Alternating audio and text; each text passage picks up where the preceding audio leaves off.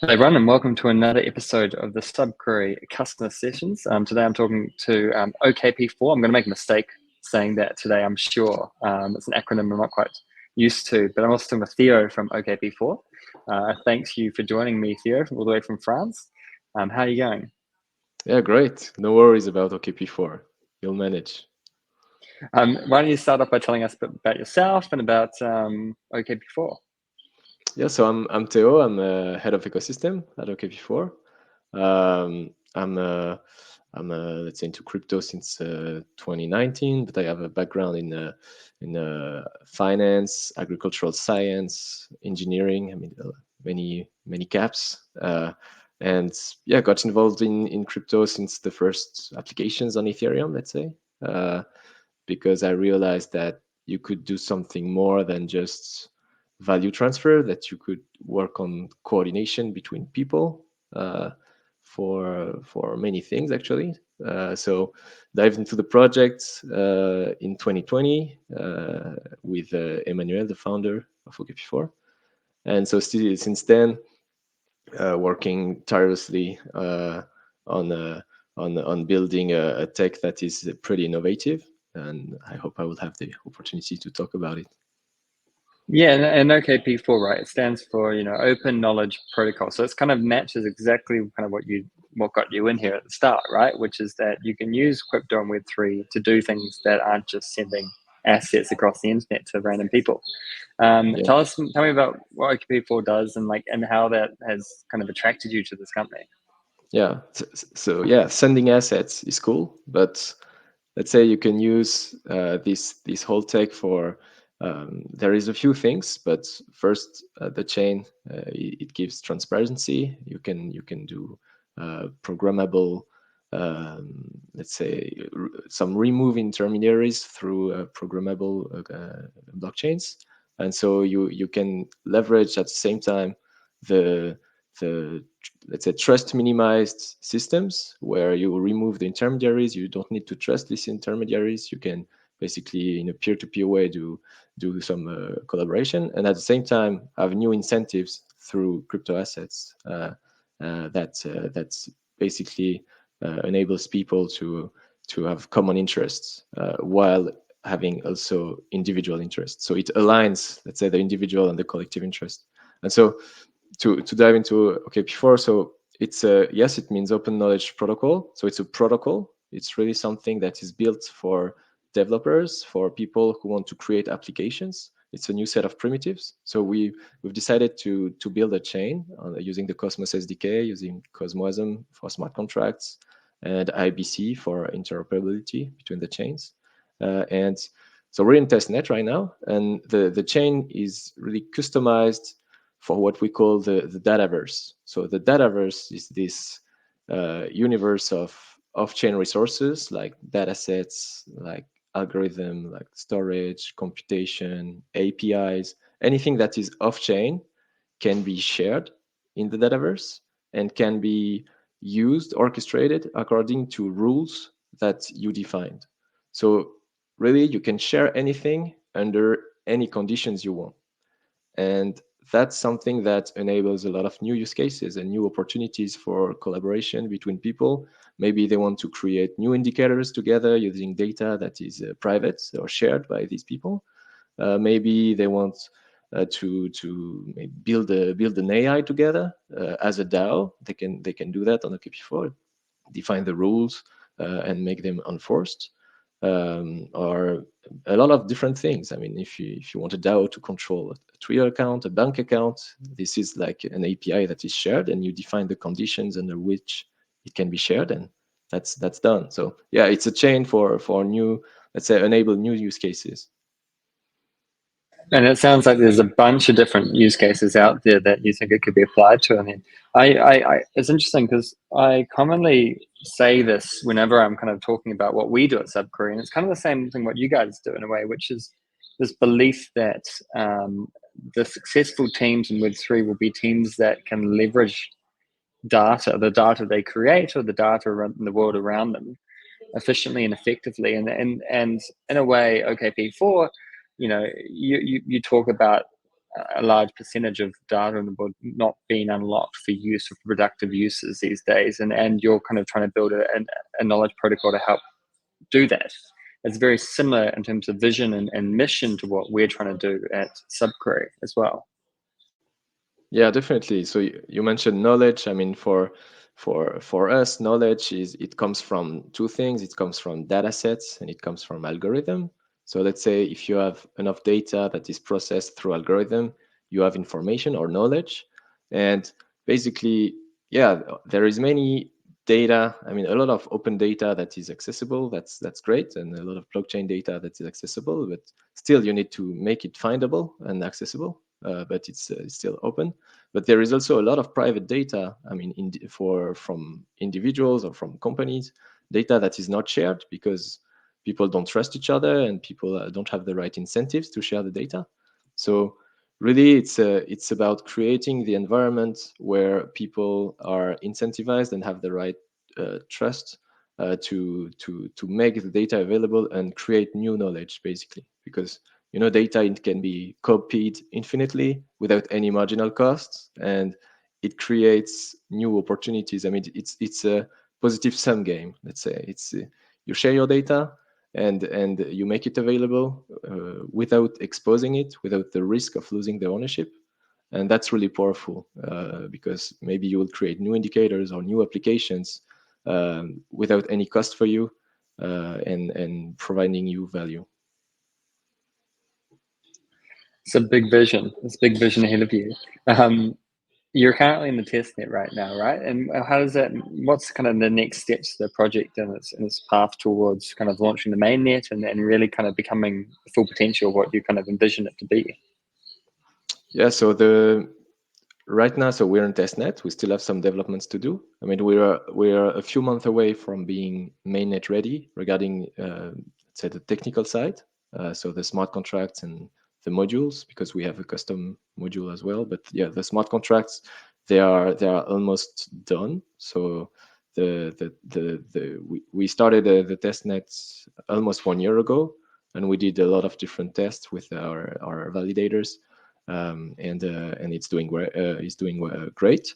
So now, let's say we finished the technical developments. Also, we have still a lot of work to do on the front end side, because the interfaces, we aim for that to be as no code as possible. And no code interfaces, especially if you want to design workflows. So the workflow is like if you want to create a workflow where you mix many data sets with many algorithms. I mean, if you want to do that in a no-code way, it's pretty complex to build these such interfaces. So we are working on that as well. And so with to have the most tools for builders to be no codes, that would be great. Like a drag and drop kind of mechanism for these things. Yeah, exactly. So we already have kind of a demo, but yeah, a full working product is another thing. So we're working on that very hard. And also the last thing, something we are really focused right now is building. So we need use cases, because we've built let's say a protocol that has many opportunities, but we need to provide some great examples of use cases, and that's why we're now focused on building an AI factory. Actually, we started working with Akash on that to have a synergy. They provide the computation, and we provide the layer for the rules to enable the collaboration. And so the AI factory basically is an interface where you can very easily create an AI and collaboratively train and collaboratively own and govern that AI. So that's say a kind of a vision we want to bring as well. But yeah, many things to do still. There's always many things to do, right? And the hard thing is deciding what to do and why we should do them. But you're using SubQuery to help you in this product right now. And the testnet, you've got a pretty complex SubQuery project. What are you using it for? Yeah, so SubQuery for us is, I mean, it's really important to let's say store and index all the blockchain info. let's say what it enables for us is to have all the, for example, the connector, the mapping, the database, the API, different aspects that are pretty generic, it's done. So we can only focus on our business logic because it needs to be customized in some ways. And so we are using SubQuery mostly now to power our interfaces. So we have a portal that has a lot that enables you to see every, like for example, every data set, every algorithm that is shared, under which conditions they are shared. As it's really powerful to have this such data to be queried. And also regarding mostly the statistics, the analytics, because with SubQuery you can also, have some customized calculation done on the data and have it available as an API. So that's also powerful to have our interfaces, mostly the explorers as well, because it's a lot of customized things. We have customized smart contracts that are instantiated every time, and all instances can be queried pretty easily. So that's the most that's pretty powerful and important for us. So it's interesting you're using it both for internal projects in terms of your own internal analytics and for your own portal that you're building officially for the project, but also as external to give APIs out to other people out there, to developers in the ecosystem, and so forth. And I noticed when I looked at your project, you're kind of indexing everything, right? You're indexing everything that happens on chain, which is an interesting approach, not like might as well index it all. And because the query speed would be a lot faster, it means that the day that we do know exactly what we want to show in our UIs and our portal, you are able to already show that because you already have that data available to query from. How have you found the development experience in SubQuery so far? Yeah, so personally, I'm not a dev, so I haven't touched the code, but from the feedback I heard from the team, and it's really, what that was, let's say, maybe the main point is to make it as easy as possible. And for the feedback I heard is something that is a success, because let's say the as I mentioned, all the generic thing are pretty easy to implement, and it works. So from my side, it's all that counts. It works, and it was not that hard for developers. So It didn't take the developers too much time to do it, and that's the main thing. That's what we're trying to do. What's next for the project? What's next for OKP4? Yeah, so as I said, developments on the smart contracts, the front side, and the projects, the AI factory, the different partnerships. We really want to push that AI narrative. First, because it's pretty sexy at the moment, but also because it makes a lot of sense, and there is quite few projects that let's say are interesting in the crypto and AI world, and we want to basically to dive into this, to show the devs that it's an important piece that can provide the whole governance slash coordination rules layer for collaboration. And we really need, right now it's like an arms race in the AI world, where every big tech company is building its own foundation model with some level of control on it. And it's really important and urgent to give collaborative alternatives and more open alternatives to the world, basically. So yeah, that's a mission we're into now. And well, what's next? The mainnet is coming in the next, let's say, in around 6 months. That's the goal. So pretty exciting times ahead. Good luck. Yeah, it's a tough one to get that out, but I'm sure your team will do it. You mentioned in terms of your zone on the interchain and Cosmos. What made you decide to go with Cosmos, and how has that kind of affected your development process and the way that you look at how you build your product for the past 6 months or so? Yeah, so one thing is, so there is a few reasons. Mostly it's about the possibility to customize completely the chain and even ask whatever you want to the validators.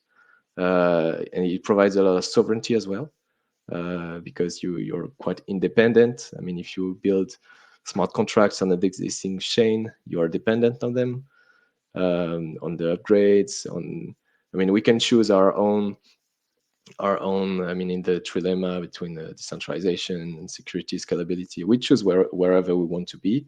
And we first one thing. So to dive maybe into the why, all the logic of the rules is defined in a language that is called Prolog. It's an old language from the 80s that is not used that much in blockchain and crypto, but it's perfect to define some rules.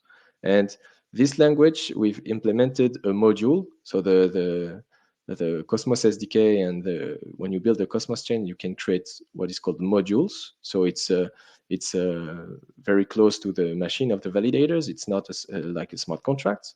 It's closer to the machine, and we've built a Prolog interpreter as a module to make these rules interpretable for validators, and it's way more efficient than if this interpreter was a smart contract. Someone in our community built the Prolog interpreter as a smart contract, and it's way more it's less efficient, way less efficient than as a module. And so it creates this so first is for also efficiency, and the different use cases that will be built are going to be pretty intensive in terms of block space, because you need to reference the different data sets and algorithm. You need to describe them on chain to have this ontology that is built on chain. And that's, I mean, we needed sovereignty to do that. And so by the time we did that choice 2 years ago, the Cosmos SDK was the best option, because we could have chosen Polkadot, but it has a lot of barrier to entry. We could have used subnets from Avalanche, but it was not ready at all. And maybe in the future we could implement that as a rollup, but today rollups are not that decentralized, and it's an issue for us. So I mean, right now it's still the best tech available for when you really need to customize your environments.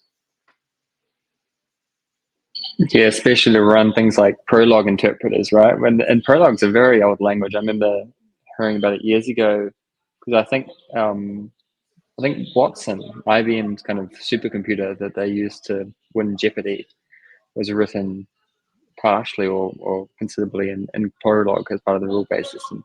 One of those very old-fashioned languages that are still kicking around, like COBOL. But yeah, perfect for your particular application to do rules-based systems. Exactly. And so it's interesting that you go through Cosmos, and as well, you know, working with other teams in the space, you know, and having the IBC and functionality that allows you to kind of work more closely with other chains than you would in other ecosystems. Yeah, exactly. You mentioned interoperability. It's really the both. It's like you're sovereign, you're interoperable, and really it enables let's say this collaboration. I mean, we don't want to be a siloed ecosystem, and definitely the idea is to bring new opportunities for every other protocols and chain out there, and not only in Cosmos, but the vision for IBC is really beyond Cosmos. It's basically all blockchains. And whenever, I mean, a lot of protocols already are doing some decentralized storage, so they will benefit from OKP4. Some other are doing decentralized computation. Some other needs have a lot of DAOs that needs to. We will provide new use cases for DAOs as well. And so through IBC, we enable these on-chain interactions to even trigger one smart contracts from one chain to another. This is really the vision, to have this I mean, today we call the Cosmos ecosystem, but really it's about the interchain and all these different chains that can interact with each other. Yeah, absolutely. Thank you for your time, Theo. And the last question I always ask people is, if you had to go back to a few years back when you still didn't realize that crypto or Web3 is more than just people moving assets across the internet to each other. What bit of advice would you give yourself or that person back then around the industry or around life in general even? I think when you're, I mean, first is be curious about things. I mean, that's what, I mean, for me, it's something that always leads me to good outcomes. So I mean, being curious about new topics, being uncomfortable with people who know more than you. It's always, I mean, it's always great opportunities, and as fast as possible, get your hands dirty. So I'm not a technical guy. I mean, I have a lot of different, let's say, caps, from the finance to the product to, of course, the tech a little bit. but it's whenever you're involved within a team or within a project, and try to provide some value, whatever it is. It may be, of course, development, but it can be anything really, from the marketing to even being involved in the governance of things, in the product, in the community. I mean, being involved always provides new opportunities as an individual to learn, but also to be in a better position to learn even more and to contribute even more. So yeah, be curious and get your hands dirty. There you are. Give it a go, try something new, because the worst thing that happens is that you'll learn a new skill. Exactly. Thank you very much for your time, Theo. Thank you very much for joining. Theo from OKP4, first era, OKP4, and you can check them out at, we'll put the link in the video here, I'm sure, later. Thank you very much for joining, Theo, and have a wonderful rest of your day. Thank you, James. Thanks to the SubQuery team. Excellent. Cheers, man. Cheers.